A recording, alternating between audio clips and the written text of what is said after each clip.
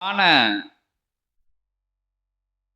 இறை மார்க்கம், சிவமார்க்கம், சித்த மார்க்கம், ஞான மார்க்கம், அன்னையர்களோட ஒட்டுமொத்த மார்க்கம், திருமுருகனோட அற்புதமான அத்தகைய மார்க்கம் எல்லாத்தையும் ஒன்றா சேர்த்து உயர்வாக அகத்தியன் அமர்ந்த அற்புதமான சபை தான் பிரபஞ்ச மகா அகத்திய சபை. அகத்தியன் அமர, சிவம் வந்து அமர, திருமுருகனுக்கு முடிசூடி மகிழ, 27,000 கோடி லோகங்களுக்கு மன்னனாக பரந்தாமன் வந்து கல்கி அவதாரத்தை தாரை வார்த்து கொடுக்க, சத்தியநாராயண அவதார நிலை வந்து அமர, அற்புதம் நிகழுது, அதிசயம் நிகழுது, அபூர்வம் நிகழுது.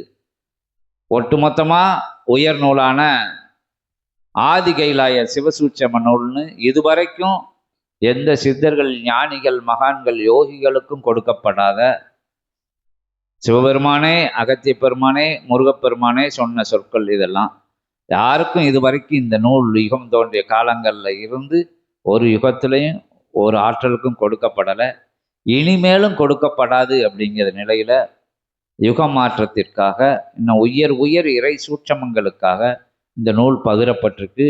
பகிரப்பட்டுன்னா ஒரே இடத்துல நிற்க வைக்க இல்லை, ஒரே இடத்துல ஒரே சித்தனுக்குள் இருந்து மட்டும் அந்த நூல் அருளாட்சி செய்யறதுக்கல்ல, சித்தன் வழியா சிவ சூட்சமமா இறை சூட்சமமா நம்பி நிற்கின்ற, நாடி நிற்கின்ற, வணங்கி நிற்கின்ற, முதல் நிலையிலே முழு நிலையில் வச்சு நிற்கின்ற எல்லாருக்குள்ளும் நூல் வந்து உயர் சூட்சமாக பகிரப்பட்டு வந்துக்கிட்டு இருக்கு. அற்புதமாக வளர்ந்துக்கிட்டு இருக்கு. இயல்பு நிலையிலும் சூட்சம நிலையிலும் எல்லைகள் தாண்டி, தேயங்கள் தாண்டி, ஆழி கடலெல்லாம் தாண்டி, அற்புத வனாந்திர நிலைகளெல்லாம் தாண்டி எல்லா இடங்களையும் சூட்சமாக இறை நூல் வந்து பகிரப்பட்டு வந்துக்கிட்டு இருக்கு. விதைக்கப்பட்டாச்சு, அருளப்பட்டாச்சு, கொடுக்கப்பட்டாச்சு, வழங்கப்பட்டாச்சு. மேலிருந்து விண்ணில் இருந்து சித்தர்கள் தேவர்கள் தூவுத மாதிரி இறை சபையில இருந்து தேவர்களும் சித்தர்களும் எல்லா லோகங்களையும் மையமா வச்சு இங்க தூவிட்டாங்க நூல். இகலோகத்துல கலியுகத்தை மாத்த, தர்ம யுகத்தை மலரச் செய்வதற்குண்டான அற்புத பணிதன் தொடங்கி விட்டது. அதற்குண்டான உன்னதமா உயர் சூட்சமத்தில் நூல்கள் பறந்து நல்நிலைகள், உயர்நிலைகள், ஞான தேடல் நிலைகள், இறை தேடல் நிலைகள் எல்லாமே சூட்சமத்தில் வளர்ந்தேறி உயர்ந்தேறி வந்துக்கிட்டு இருக்கு. யுகலோகத்தில் கலியுகத்தை மாற்றுறதுக்கு, தர்மயுகமாக மலர்றதுக்கு எல்லாரும் சிந்தைக்குள்ளும் அது விதைக்கப்பட்டு இருக்கு. நூல் அற்புதமாக சிவசபையில் உயர் தொடர்பில் இருப்பதவங்களுக்கு இயல்பு நிலையில நூல் வெளியே வருது.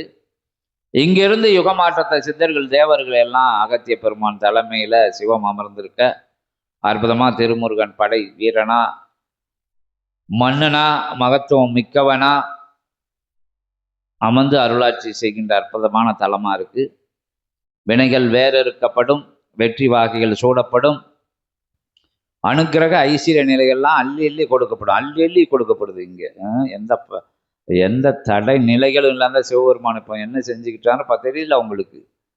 இது பிரபஞ்சத்துக்கு பறைசாற்றுது. இந்த நிலை வந்து பறைசாற்று நிலைகள் மூலமாக எந்த நிலையில் நீங்கள் இருந்தாலும், எங்கே என்ன வழிபாடு முறைகள் செய்திருந்த போதும், தர்மவான்களாக இருக்கும்போது தர்ம நூல் உங்களுக்குள்ள உள்புகும் அப்படிங்கிற விஷயத்தை அகத்திய பெருமான் திருவடியில் இருந்து சொல்லி, எல்லாருக்கும் உரிய நூல், உயர்ந்தவங்களுக்கெல்லாம் உரிய நூல், உயர்வான விஷயங்களை செய்தவங்க, உன்னதமான விஷயங்களை யுகமாற்ற பணிக்கு தர்ம வழியில் பயணப்படுறவங்களுக்கெல்லாம் நூல் சூட்சமத்தில் அனுகிரகம் கொடுத்து நிற்கும் அப்படிங்கிறத சொல்லி, இறை சபையை வணங்கி, இறை சபையின் வழிவர, இறைவன் வழிவர, சித்த தேவர் கணங்களின் வழிவர அற்புதம் எல்லாருக்கும் நிகழும் அப்படிங்கிறத சொல்லி, அற்புதமான தருணமதிலே அகத்திய பெருமான் அமர்ந்திருக்க, அனுகிரகம் கொடுத்திருக்க, அகத்திய பெருமான் சூட்சமத்திலே வந்து பேசி, இறைவனோடையும் பேசி, தனிப்பட்ட நிலையும் பேசியிருக்காரு. இன்னும் சச்சங்க அகத்திய பெருமான் அமர்ந்திருக்காங்க.